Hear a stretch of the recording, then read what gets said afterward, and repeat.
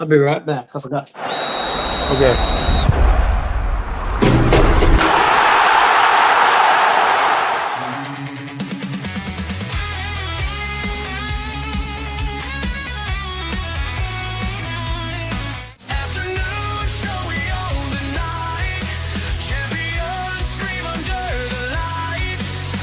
This is a great honor for every fan of the Dallas Cowboys. I'm honored to be in the NFL.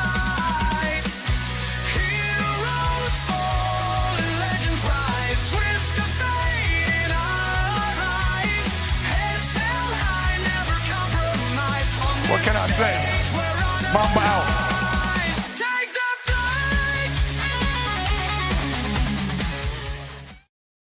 All right, well, what's happening, everybody? Welcome to the afternoon show presented by ESEN. I'm Chris Gonzalez, joined by Tony Gonzalez and Jay McLevin. How's it going, guys? Pretty good, pretty good. It is going beautiful, man. I finally have peace in the house. All the craziness of the 4th of July weekend is over. I got to tell you, though, man, the barbecue we did, I got to tell you, Chris, 35 times I've cooked on this new pit. And the last one I did the other night was on fire, man. It was probably the best barbecue I put out to date.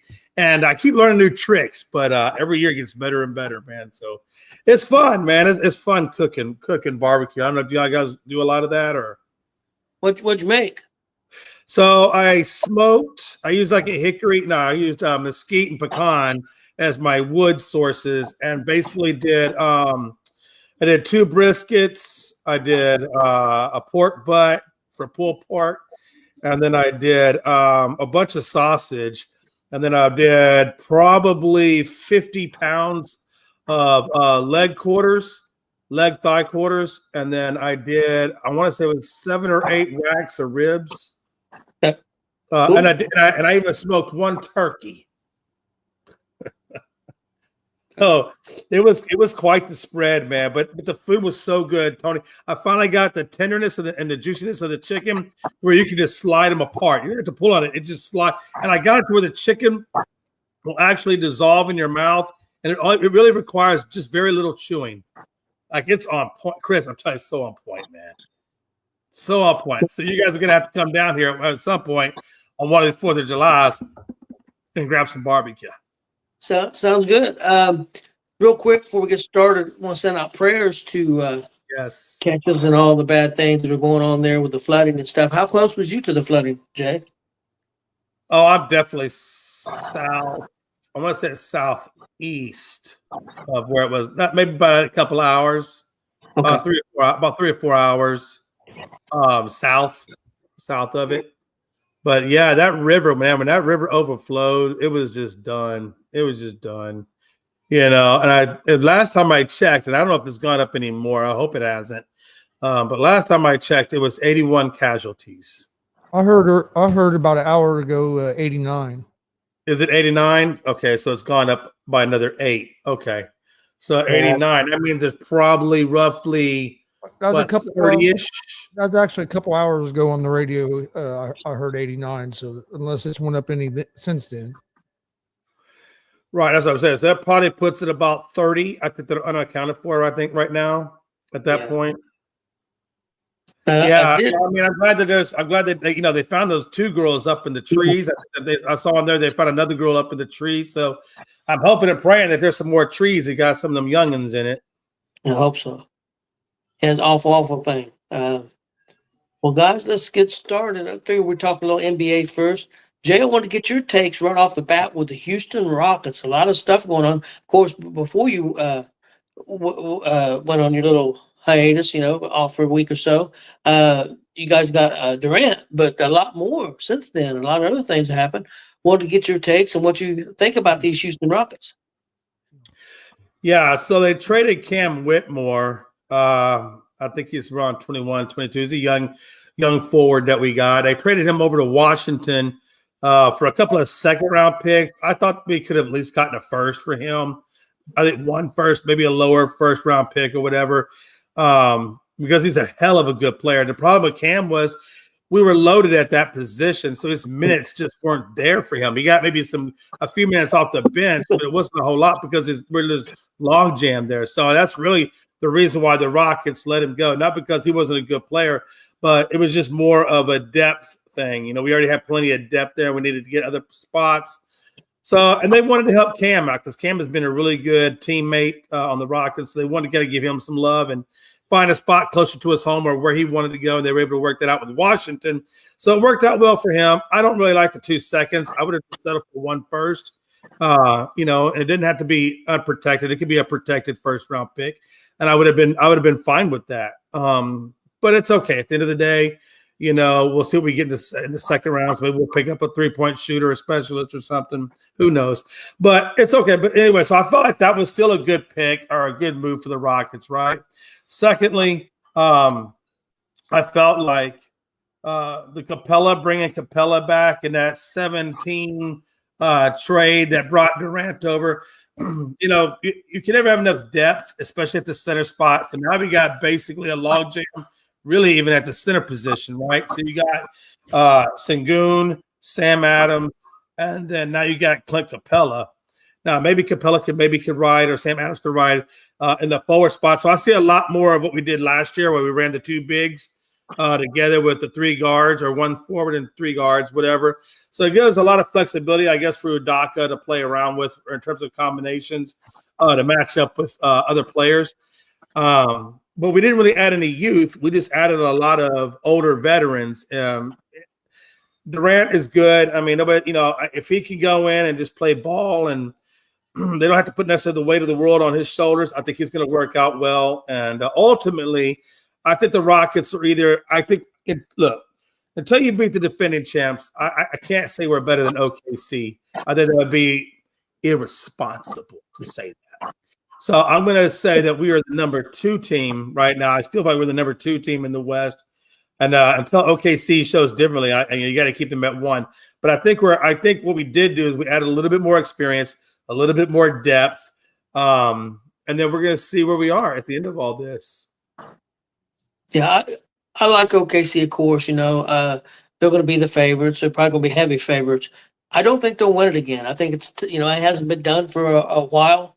I think Houston's got a shot. Another team in the West that did a lot that I really liked is Denver.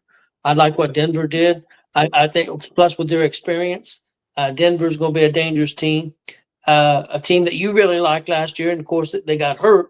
I'm interested to see what they're going to be like is Golden State. What they're going to be like a full season with Butler and that crew. So I think they're a dangerous team.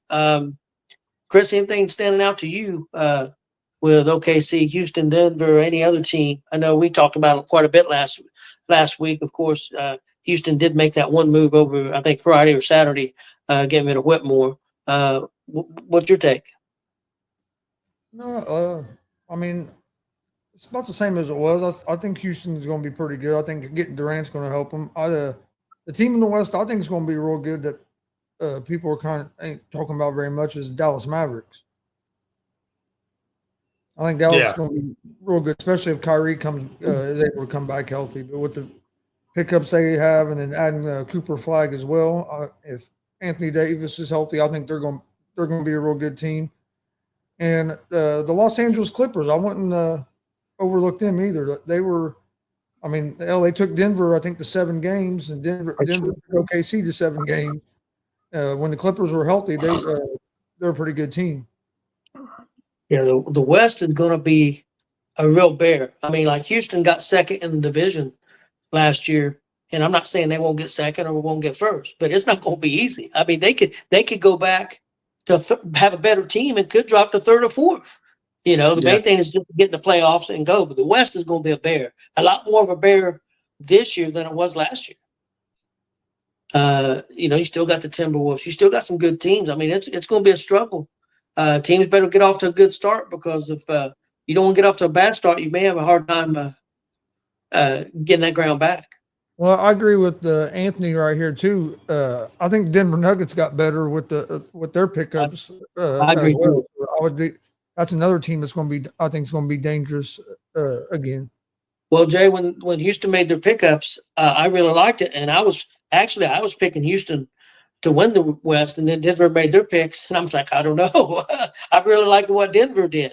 So, and just because I think it's hard to repeat is, of course, OKC should be the favorite. I'm not taking anything away from them, and they may repeat again. It's just hard to do. And out of the West, I'm taking Houston or Denver to get it, and I might give Denver right now a slight edge just because of the experience.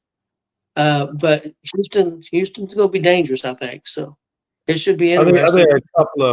I think a couple of takeaways for me is, and all of y'all just said. Number one, I kind of want to go back to Gonzo for a second about Dallas. I think Dallas definitely has the ability to be a really good, strong team in the West. And it's really going to still come down to the health. Can they stay healthy? And are they going to load manage Davis? And how is Kyrie going to respond from injury? There's still some question marks with Dallas, but those question marks aren't anything relevant. It's just really just injury health. That's where the question mark is. So that's going to be the interesting thing about Dallas. When you come to Denver, you're right. They got some shooters. Denver is a hell of a good squad. We know they're a good squad, so Denver's going to have a strong team. But the one interesting team for me that I'm curious to see how this all unfolds for is going to be Utah. Ace Bailey, Walker Christian, or Clayton Walker Jr., whatever that guy. I think those two guys, those two pickups, it really more so specifically with Ace and how his attitude is going to change being picked up by a team that necessarily wasn't on his pick list. Yeah. I want to see what this Utah team does. Can they get the chemistry? Can they gel? Can they formulate? And if they can, I think this Utah team is going to be pretty crazy. Yeah, could be. The team that I won't switch over to the East because I'm going to talk about the Pacers in the East. But before we get to the Pacers, I was going to bring up the Philadelphia player, the rookie. He played in that game against Ace Bailey. And guys, he was dominant. Chris, can you remember his name? I can't pronounce it. The rookie from Philadelphia, he scored 28 points. He was dominant. I mean, of course, it's the rookie league. I understand that. But I mean, he was outstanding. You talking about VJ Edgecombe? Yes. He looked like a man playing against little kids in that game, at least. I was really impressed. I hadn't seen him play a lot. Man, he was impressive. Really impressive. Yeah, well, that's the first step, right? That's the first visual you're going to get of him. So if he's already impressing at that level, then you're off. At the very least, you're off to a good start. Yes, he was dominant. But yeah, so that could be good news for the 76ers. We'll see. A long way to go for that young player. Wanted to bring up the East. I want to bring up the Pacers. I know you weren't here last week. They didn't re-sign Turner. I think. Me and Chris both feel like, we'd like to see Turner stay, but we also understand that with Halliburton not being there, they really didn't want to spend the money. And the fact they've got going to have a couple more free agents next year that they may think was more valuable to be able to pay. And also, they may want to keep money for free agency next year because there's going to be a lot of free agents next year that they may think, hey, this year maybe not going to be our year. So, I heard a lot of people had different takes. I heard they offered Turner between $22-23 million a year. Some people said between 22 and 25. He ended up going for, I believe, if I remember right, $27 million a year. So they did make an offer. They did make an offer where they would have went to over the cap. Wouldn't have been over the cap much though. But what was your take on the Pacers? And then we'll talk a little bit about the new guy that they traded for, Huff. Yeah, I mean, I understand Miles Turner didn't want to take a year off, after Halliburton went down because, without Halliburton there, I mean, it's not to say you guys will definitely still make the playoffs. You don't need necessarily Halliburton to make the playoffs. You just need Halliburton to go deep in the playoffs. And I think maybe Miles Turner, at some point, he must have felt like, it wasn't going to be productive for him to try to compete for a championship. And I guess he didn't want to take the 1 year off to wait for Halliburton to come back. It tells me a lot, the significance of Halliburton on that team. I mean, one guy goes down for a year and everything changes. The ideas change. Everything just shifts. And so that kind of shows you the weight that Halliburton had on that team. But, yeah, I mean, if he wasn't going to take 22 or 23 million, that just tells me that he didn't want to take a year off from being competitive deep in the playoffs. He wanted to find another team, and I guess he felt Milwaukee was a good point for there. And I guess Milwaukee was trying to appease Giannis to keep Giannis there because when Damian Lillard went down, I guess they felt like it would be difficult to keep Giannis. Giannis might start looking at LA or whatever to try to make the move, because we all knew that LA needed a center before Ayton got there. So I think that bringing in Miles Turner in was really a good step for Milwaukee to really convince Giannis to stay there. And I think Giannis probably said he could team up well with that core that they have. And ultimately, I think that's what led it. But at the end of the day, man, Pacers they're going to take a year off. And I think it's going to be interesting to see when Halliburton does come back in 27, where Pacers go from there, and how are they going to make it look. I think you have to keep your core group as much as possible. You got to keep Nesmith, Nembhard, and Obi Toppin and things like that, right?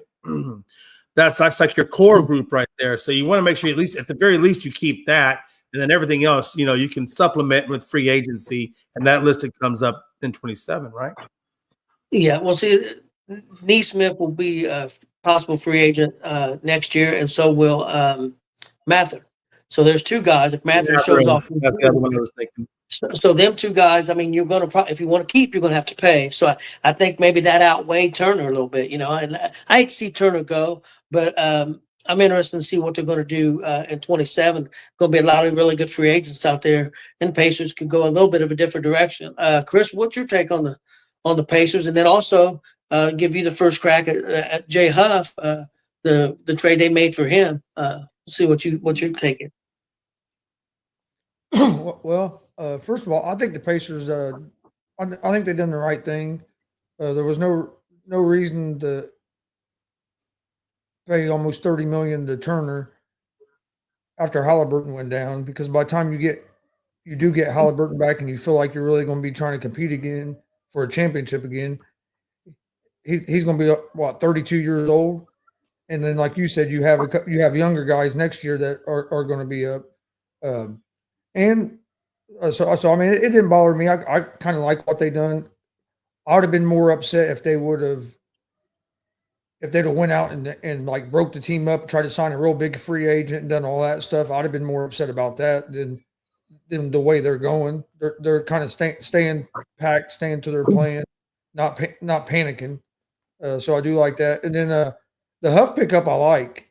He can shoot the outside shot. He only played like 11 minutes a game for the Grizzlies, but he shot over 40% from three. I think he averaged like 7 points a game, which isn't bad when you're only playing 11 minutes. He's a young guy. He's only 27. You got him for basically nothing. So I like that pickup. And then I did see just a couple hours ago that it looks like the Pacers are going to re-sign James Wiseman again. That's what I figured. I figured was going to happen. So Isaiah Jackson's going to be the main guy at the 5 position, which he's a young guy and was playing real good until he got hurt last year. So they're going to ride with him as the number 1 guy, and then it looks like you'll have Wiseman, maybe this Huff, and then they also have that Bradley that can come off to give him some depth at the big position. So with what they've done, I think we'll be fine. The big question I think is going to get answered this year is going to be Mathurin, because he's going to get a chance to start now, and they're going to see if he can mature and be that 20 to 25 point guy that I believe he can be, and I think the Pacers do too. But this is going to be a big year for him. This year, to me, decides whether they re-sign Mathurin or not for the next season. I would say one thing, just piggyback off of what Gonzalez. That's exactly what I was going to say. That was my thing too. Is if you put Nembhard, which I think on their depth chart, that's where he's listed out. If he now slides into that point guard spot, Mathurin will go in that shooting guard spot. This is Mathurin's probably best opportunity to really solidify a name for himself and fight for that next big contract, right? He's going to get a lot of good minutes. He's going to get a lot of visibility. If he wants to get that big contract, this is the opportunity. When your big player goes down, next man up, step in the shoes, ball the freak out.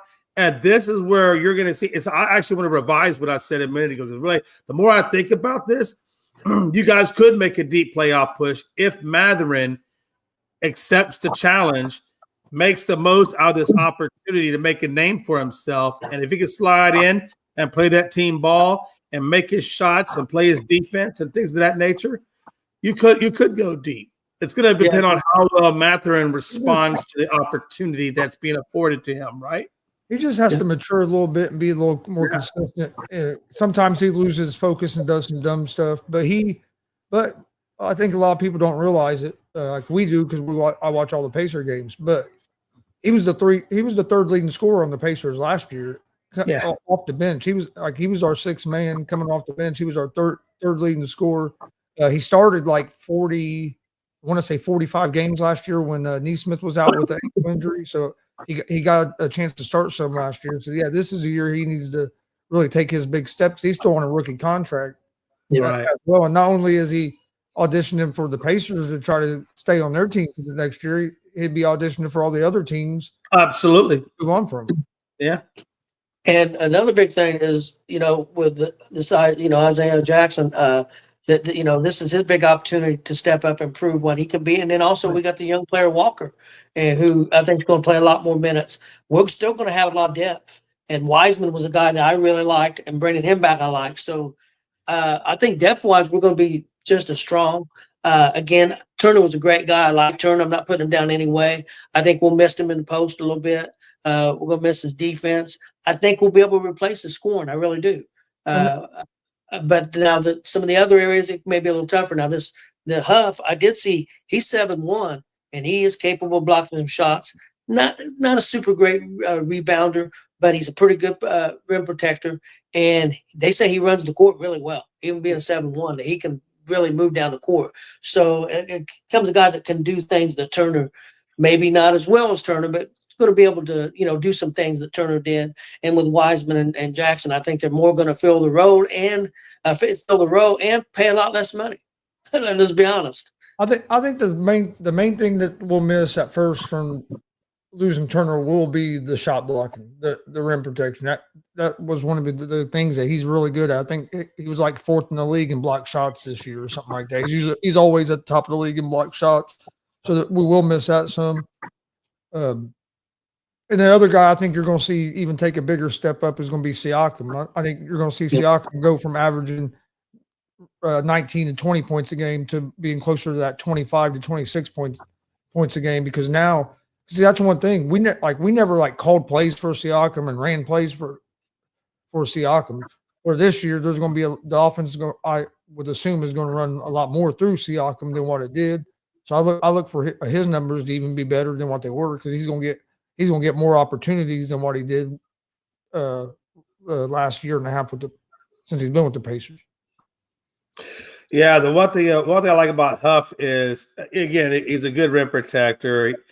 I don't know about the rebounding. I haven't really watched much of his rebound, but what I was looking at was he's a 52, and even in some cases against OKC, he was about a 62% shooter, and that's good. So he's got a decent shot. He doesn't get a lot of shots. That's the only downside, right?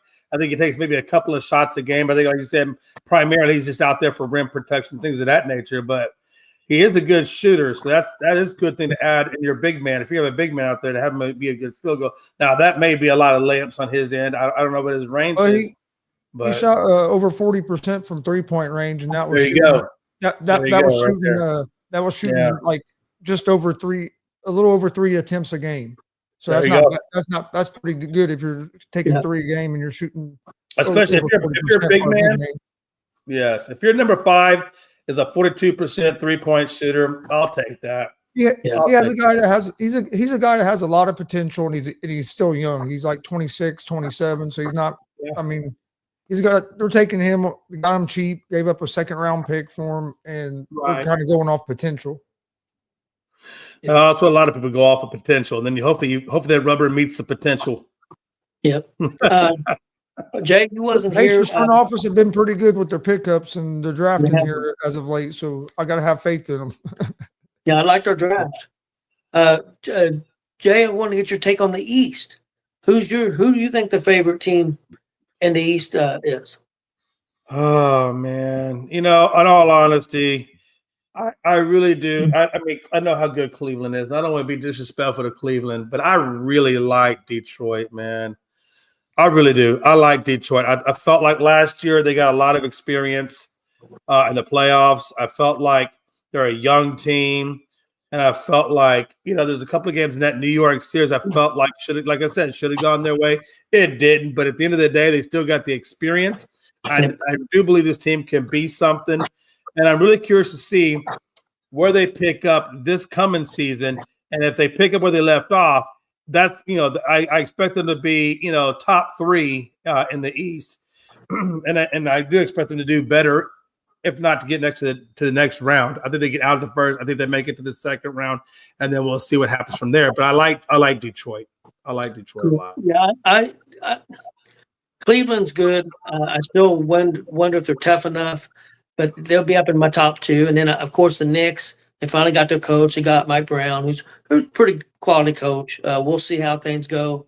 I'm gonna say the Knicks are the favorites, and I'm gonna go Cleveland second. But I'm with you. I like Detroit, and I wouldn't be shocked if Detroit didn't win the East. I wouldn't be shocked if when it's all said and done, we don't see Detroit representing the East in the finals. I would not be shocked at all. Yeah, I wouldn't be shocked either. Maybe I'm putting them a year ahead of schedule, but I really like what they did last year. They should have beat the Knicks last year. Should have, could have, would have, but I think a lot of us felt that way, right? There was a couple of questionable calls in that series, but at the end of the day, you can't put the game. Pardon me, you can't put the game in the refs' hands. You got to handle your business. Chris, what do you think? Yeah, I think Detroit's going to be good. I don't know if I'd put them winning the East yet. I think they might be a year away. I think this would be the year they're going to make a deep playoff run. I just don't know if the experience might come bite them a little bit once they get maybe like in the Eastern Conference Finals, get later in the playoffs. But I think Detroit is a good team. I'm leaning right now. I'm leaning toward Cleveland. New York's going to be good as well, but I think Cleveland got some valuable experience last year in the playoffs as well. In that round against the Pacers, I think they'll bounce. They're going to bounce back. Plus, I think Garland, if he's healthy, will help them a lot as well. So I'm going to say Cleveland. I'd say probably Cleveland, New York, and Detroit are probably right up there. And then I still think the Pacers will be in the top 5 or 6. I don't think we'll be in the play-in. You got Milwaukee. I don't think Milwaukee's about the same. I look at Milwaukee about the same as I did last year. I think they'll be a 5 I think they'll be like a 5-6 seed, like they were last year. I don't think they've got that much better by adding Miles Turner. Like I think they're pretty much about the same team as they were last year, in my opinion. Yeah, I would agree with that. Yeah, I agree. Guys, before we go to baseball, if you don't mind, and I like Miles Turner, but adding Miles Turner to Milwaukee, all that was getting a younger, a little bit better version of Lopez, a guy that can shoot the 3, block shots, pretty much kind of the same player. Lopez is a little bit bigger, but Turner's younger, and I'd say probably a little bit better. But it's just, to me, it was just an upgrade of Brook Lopez. What's interesting to me is I really am wanting to see what this Washington Wizards team is going to do this year. I already know Cam Whitmore is a solid quality bench guy, but I really think he's truly a starter. And I think at some levels with Middleton, I don't know how long Middleton's going to be out. Right now they got to miss his day-to-day, but Middleton's a little bit older. He also has a propensity to get hurt. So I think if he was to get hurt, not that I wish that on him, but Cam Whitmore can step right in, and I think his real opportunity to get his starting minutes. So I like what they're doing. They got McCollum over there. They got Middleton over there. You got guys with championship pedigrees, on their team with the younger guys and probably giving out some of that knowledge. Alex Sarr, and then Olenek, and they got a lot of really good players over there. So I'm really curious to see them. I think they're a question mark team for me, right? They've added some pieces.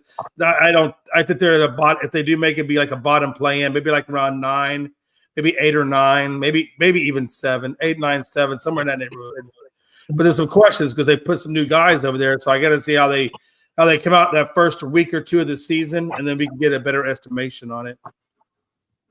I agree. A lot of these teams did make a lot of moves. It's going to be interesting to see if we get a surprise team. That somebody like New Orleans or Washington or somebody like that's going to be a surprise team and really surprises them and make the playoffs. Maybe somebody we didn't expect to.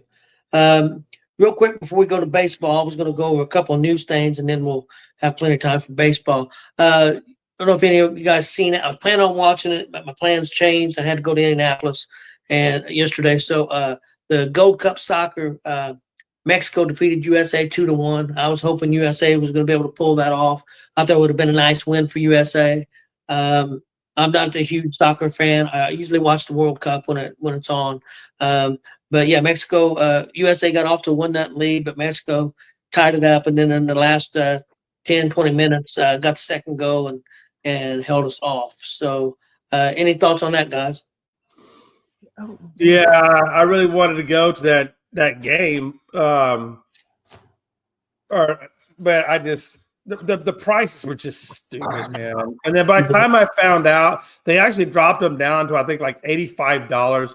But by the time I found it out, there was just no way I could make it in time to it. So I was really upset, man. I really wanted to go see it. I've never been to an actual, high level. So I've been to U of H soccer games, against Rice or whatever mid-level university out there, or that's playing them. But I've never actually seen a game of that magnitude in soccer. I didn't really care about the game. I just wanted to be a part of the experience because every time I've ever watched a big time, soccer game, whether it be in England or whatever, World Cup, whatever, the crowd experiences is just phenomenal, right? Like them dudes look like they're partying their asses off, having a good time, and it's loud and it's rough. I just want to be in the experience to see what that feels like, But yeah, one of these days maybe I'll get there if the damn prices can get at the right point where I feel like I'm selling my whole life away to go to a soccer game. Yeah, I would like to go to one too someday. But yeah, Chris, do you have any take on this? Not really. I didn't get a chance to watch any of it. I know from what I heard, a couple guys on the radio felt like the United States had chances to win it and didn't play very well in that game. Like I said, I didn't watch any of it, so I really don't know how well they played. But I know was that the championship game? Yes, that was the championship game of the Gold Cup. Now I did read online, and again, this was just some comments. I don't know. I don't follow soccer like that. A lot of people say, "Well, this was USA's second or third best team. Sent a lot of younger guys. We've got better people." I don't know. All I know is USA has not been super successful in the last few years in men's soccer. So I thought it was good that we made it to the finals. Would like to got to win, but we didn't get it this time. So and I know Mexico's usually pretty good. There was a few of our bigger name players that didn't play in this, and we also just got they just got a new coach for the U.S. national men's team as well, not too long ago. So I think that these guys are still kind of all getting together. So to me, it was a pretty good tournament showing for them with the changes that have been made and everything. I think it was a pretty good showing. As you're going into the World Cup next year or the year after? Yeah. World Cup 2027, I believe. I'm not 100% sure. I thought I'd seen that. I can't remember if it was 2026 or 2027. I thought I'd seen 2027, but I could be wrong. Next thing I wanted to touch on real quick was IndyCar race. And the main reason I brought this up was because Alex Palou is on a run that we haven't seen for the last 40 years. He's had going into this race. He had won 6 of the first 9 races. That had been done since 1975 when AJ Foyt did it. So I thought that was pretty incredible. I watched the race. He led almost the whole race, probably 95% of it. Got down to the last 5 laps, and he made a mistake. And his teammate Scott Dixon passed him and hung on and won the race. Or he should have won that one. He just made a little mistake. It was on a road course in mid-Ohio. I like road racing. I like the road races a lot better than I do. I know Indy 500's big, but just going around making a left turn, I like the road races a lot better. But Dixon hung on and won that Indy 200 there in mid-Ohio. It was a really good race. It was really fun to watch. So just thought I'd bring that up, especially since it hadn't been done for 40 years, and it would have been 7 out of 10. I don't know if I'd ever been done if he'd have won that one yesterday. But 6 out of 9, to start the year is pretty incredible. Like I said, AJ Foyt did it in 75. So you got you guys got any takes on that? I never watch auto racing. I gotta be honest with you. I have tried to get into auto racing. I leave that. I let Glenn take that one. Yeah. Glenn's more NASCAR. He likes IndyCar too. Now, NASCAR had a huge race yesterday. I don't even know who won it. It was in Chicago, on the streets of Chicago.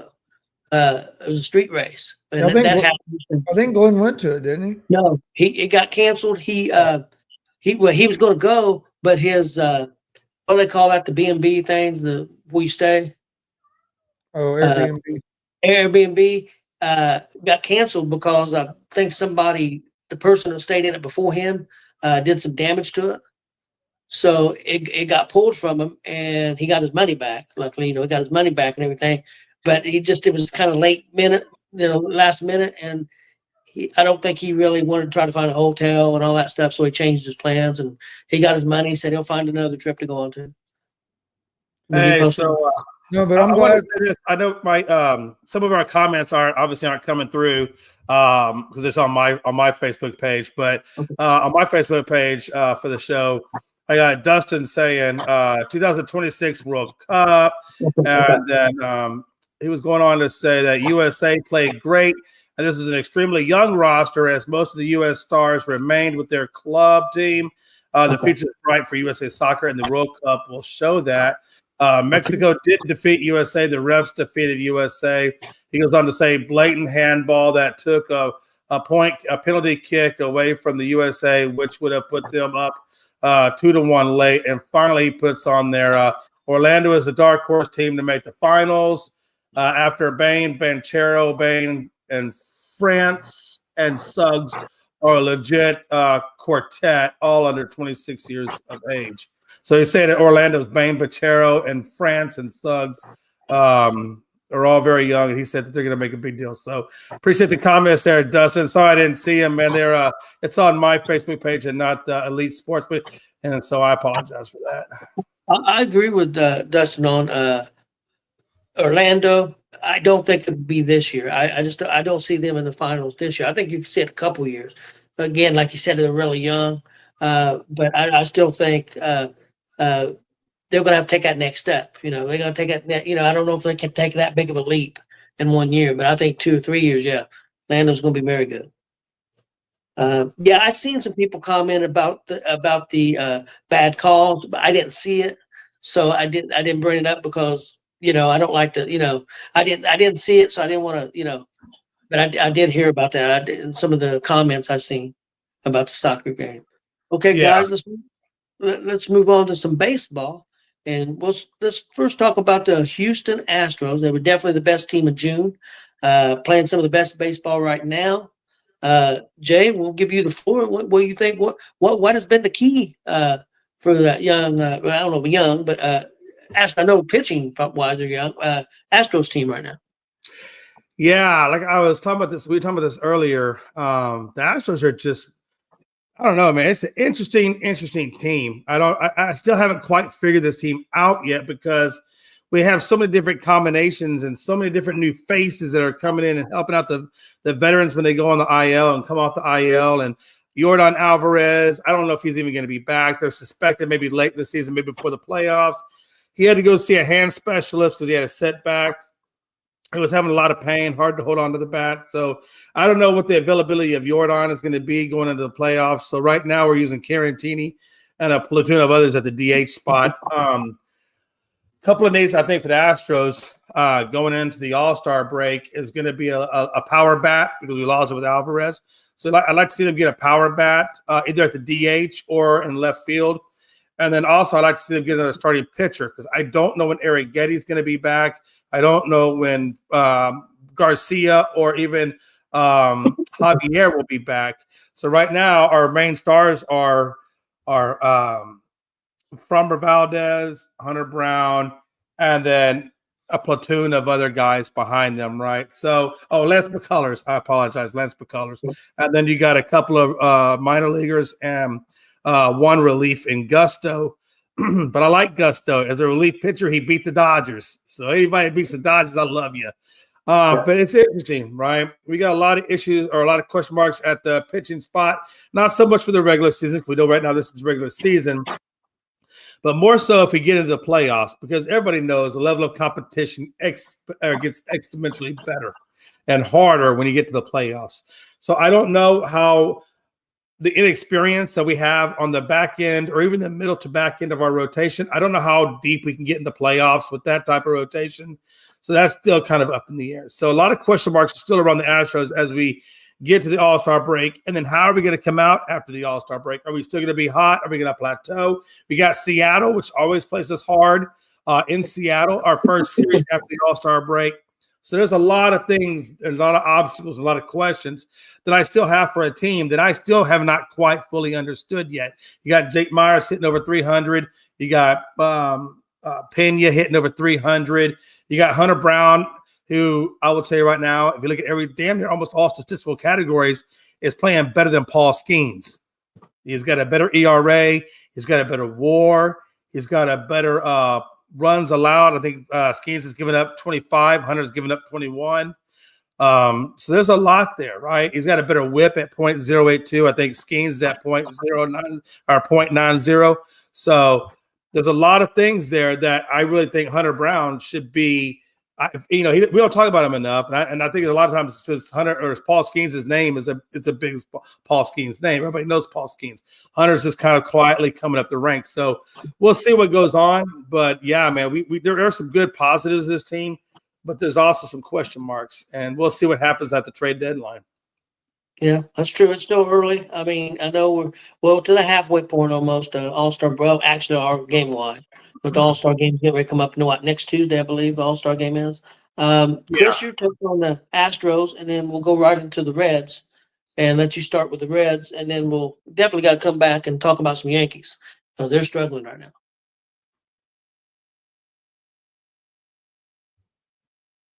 You're muted, Chris. Okay. You're muted, Bubba. Yep. The cat got you. No, to be honest, I haven't watched much of the Astros. I do know they're in their division. They've been playing good ball over the last 3-4 weeks. They really turned it up compared to what they were at the beginning of the season.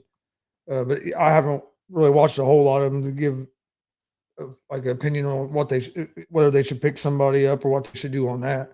But they have been playing over probably last 4 or 5 weeks. They've been playing a lot better ball than they were at the beginning of the season. Yeah, they're the best team in June. You know what's interesting to me? So the Astros have had 3 sweeps this year, and all 3 sweeps come from all 3 teams that are in first place in their respective divisions. Toronto right now is up over the Yankees. They swept them in the middle or the early part of the season. Then we got the Phillies that we swept, and now we swept the Dodgers. Not only did we sweep them, but we blew the ever-living door stoppers off of them. That was like 18-1 or 18-2. So, I mean, that's what's so interesting about this team, right? I mean, if you look just at the very beginning of the season, we were slow, man. We were getting our asses tore up. And then we always, about the second or third or fourth week of the season, we start heating up a little bit. But it's just interesting because this team has gone through a lot of adversity, and for them to be number 3 in all of baseball and a game and a half out of or ahead of or behind Detroit, which is at the top of the rung. I mean, we're right there, guys. I mean, we're right there. Again, there's a lot of baseball. We got like what? I think we got like 2 more weeks before the All-Star break or so. So a lot of baseball to be played. And then the second half is going to confirm, or disapprove what we think of in that first half of the season. So it's going to be interesting. And I know it's early, but I think Astros, whether they win the division or not, I don't know. I mean, you never know. They could come out and lose 10 in a row. You never know. It can happen to any team. But I think Astros are a definite playoff team. I really do. Chris, what are you thinking about the Cincinnati Reds right now? Let's go right now. I'll give you the first crack at that. We're playing real good. Last week and a half, we've hit a little bit of a lull, a little bit. We're only won 4 of our last 6, where we had won like 18 of our last 21 going into that. Lost a couple real tough games over the weekend to the Phillies. The one yesterday, you just couldn't get no hits off Wheeler. Wheeler pitched a hell of a game yesterday. And then the other game that they beat us, we were right in that game. We was able to get one win in that series. I still think we're the only team that hasn't been swept yet in baseball. So I mean, that's always nice, not getting swept. But we've been winning a lot of series. Last couple of series we've dropped. We just got to get back to winning our series. I still think we're going to be in a playoff team. I like where we're at.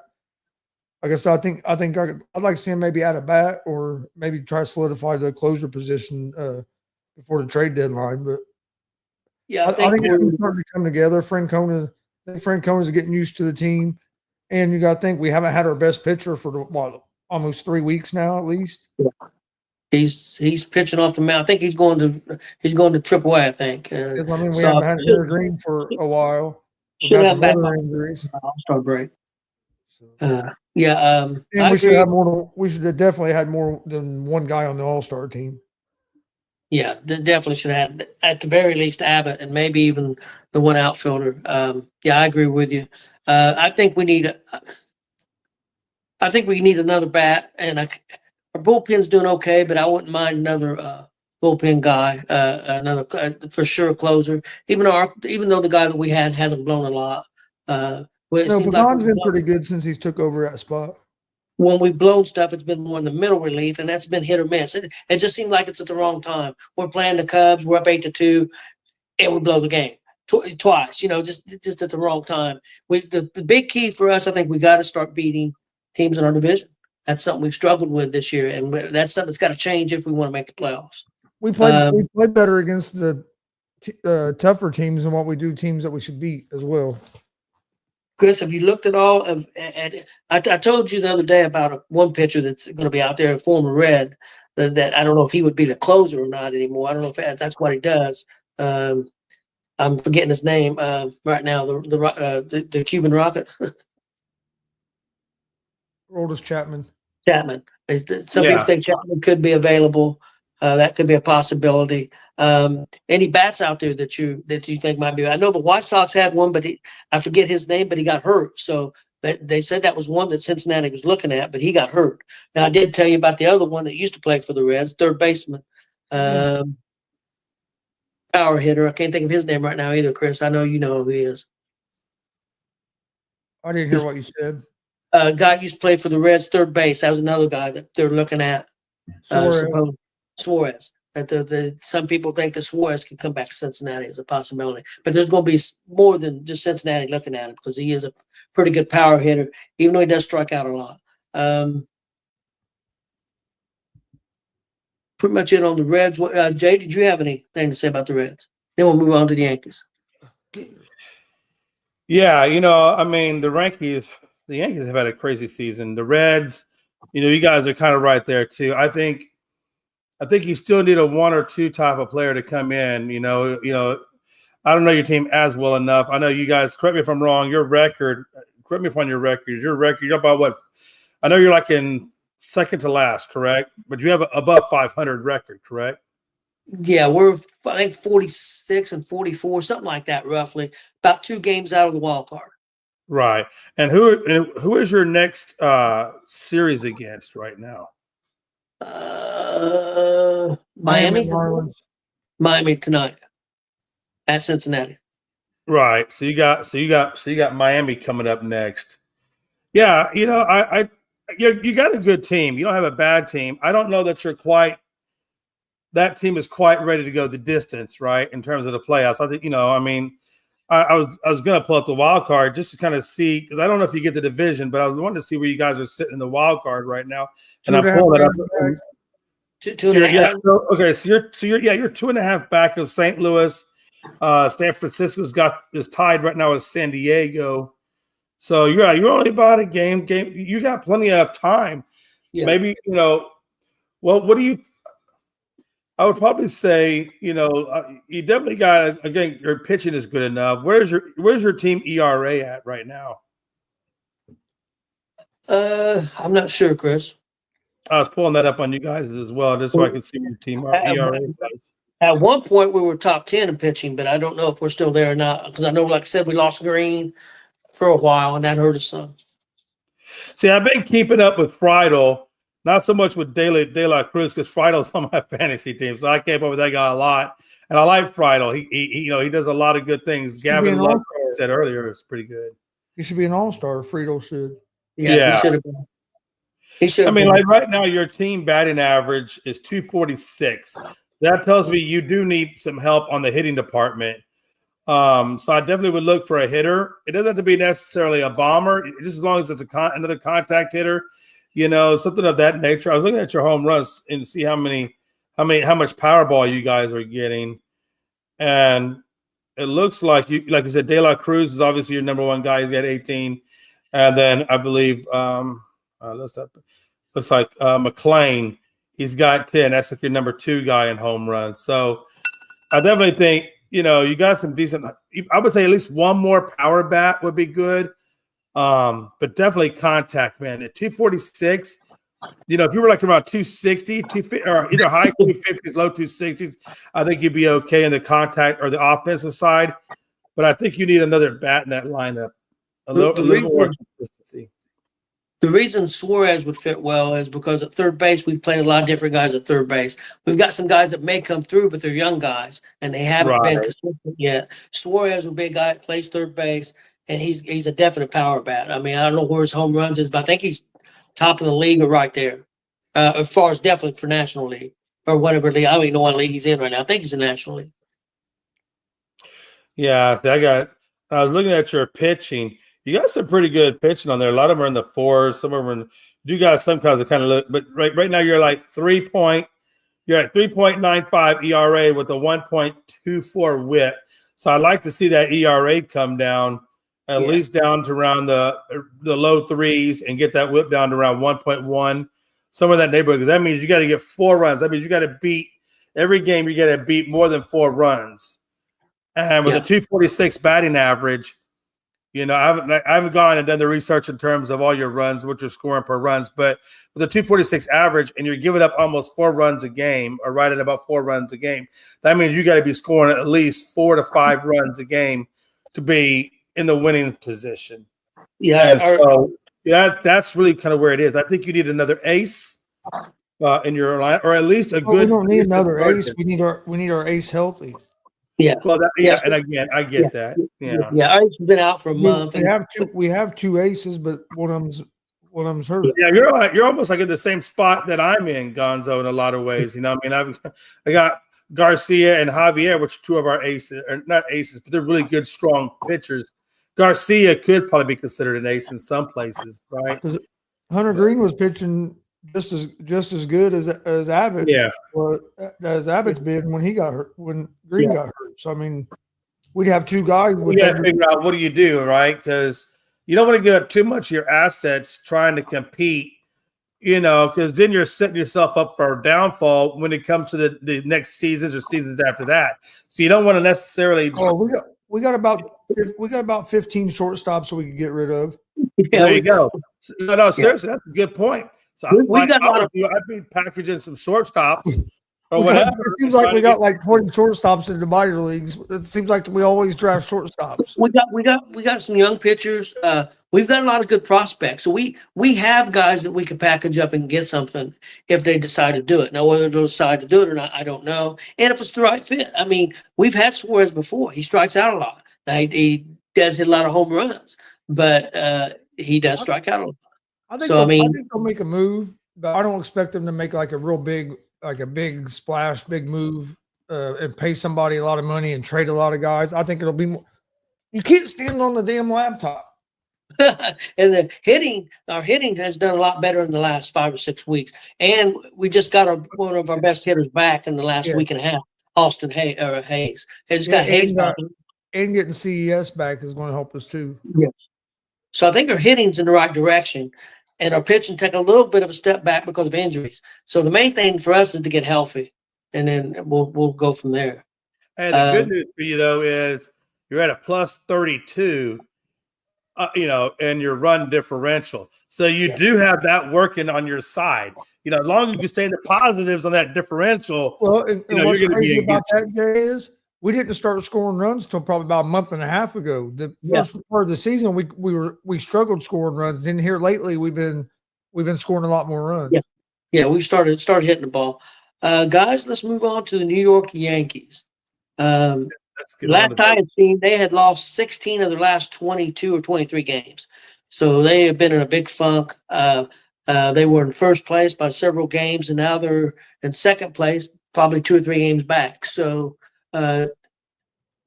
what do you think, Jay? Are the Yankees going to be able to right the ship, or do you think they could be a sinking ship? Well, I mean, I don't follow the Yankees like that. I'm not saying that you do. You're not near as big as you're not a Yankee fan like Frankie, but I know you do follow them some. So what are you thinking? What's wrong with the Yankees? Is there one main thing that you think that's wrong with them, or several things? Well, let's just start off the comment with I guess we know who the bitch is in New York now. And it ain't the Mets. It ain't the Mets.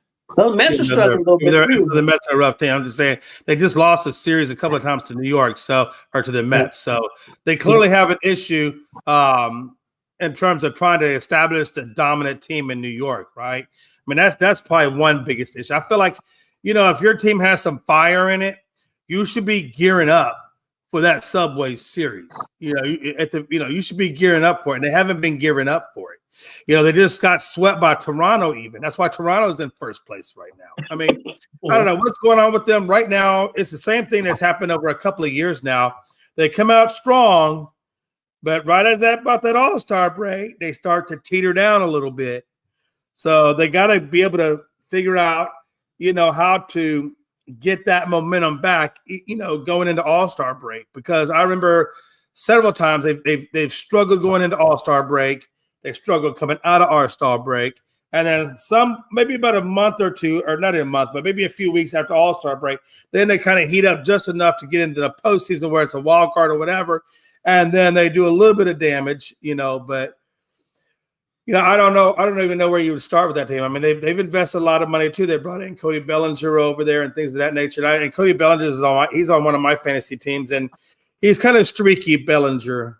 He hasn't found his consistency. So my problem with New York is just the Yankees specifically is just the consistency within that team.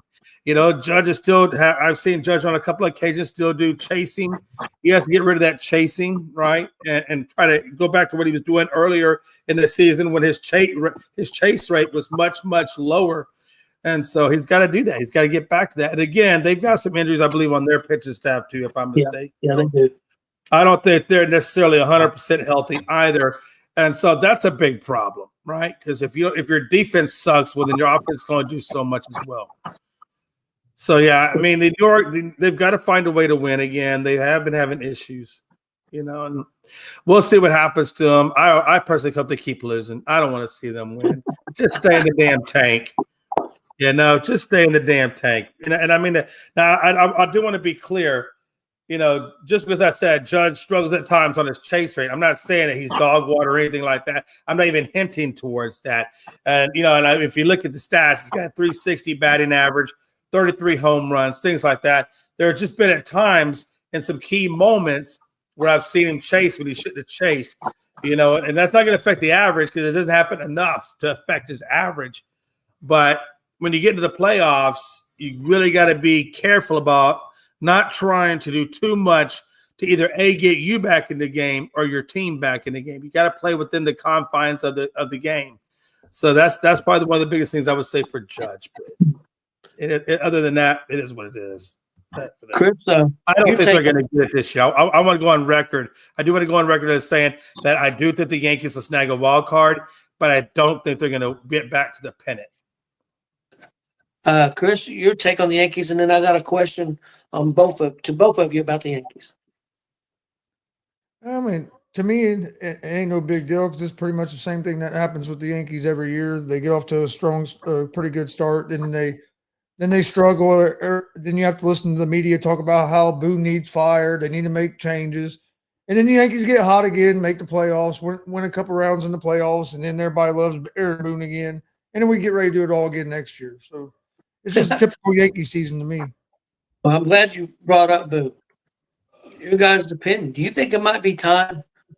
I'm not saying in the middle of the season or anything like that, but if they don't go very far at the playoffs this year, do you think maybe it's time for a change in the Yankees with a manager? Do you think it's time to get rid of Boone?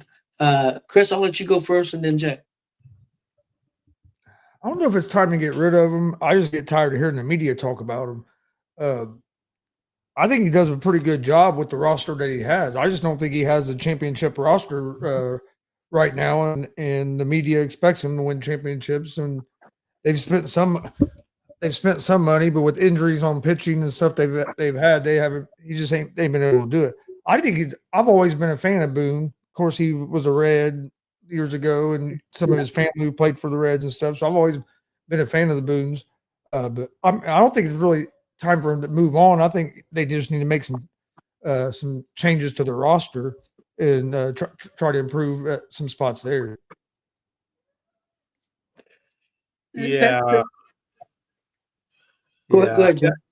You know, when the Yankees are such a funny thing. I agree with you on Boone, by the way. When you're like at the end of the day, you still got a pretty good coach over there. It's not like you got losing seasons, right? It's not like you have losing seasons. The guy is keeping them competitive. He's keeping them in the playoff hunt year after year after year. He just has not been able to get over the hump. That's the problem. Now, you can't put everything on Aaron Boone. Some of that relies in the ownership and the GM and Cashman. I think Cashman, to me, is kind of, if you want to say, that's who needs to be changed is Cashman. Thank you. And that's exactly what I was going to say. Now that I know you're in agreement, I know I'm on the right track. Yes. And I think if Frankie was on this show right now, he would say the exact same thing. The problem is Brian freaking Cashman. Because if you look at this team on paper, you know, you would think that this should be honestly one of the best teams in baseball and not have an LA considered quote unquote to be the best. You know, you got Judge, you got Bellinger, you got Goldschmidt, you know, all these big names, but yet you can't do nothing with it. Even Volpe is kind of a big name. I mean, Volpe has played well, but you can't do nothing with it. You know, you've got a 255 batting average, right, which is good. I mean, like I said, I think if you get 250, 255, that's a good spot. But then when you go look at their pitching, and I was going to pull that up real quick. When you look at their pitching, you know, like I said, on paper, everything looks good. I don't know what the status of Cole is. I think Cole is still injured, if I'm not mistaken. I don't think he's on their active roster right now. I think he may be done. I think he might be done for the season. Yeah, so that's what I'm saying. So I don't, you know, obviously you don't have your best player, but you got Fried, Rodon. Now, if you look at what they're doing, Fried is doing good. He's got a 227. Even what's his name's doing good. Not Fried. What's the other guy? Rodon. I know Rodon because he's on my fantasy league, so I kind of keep up with him.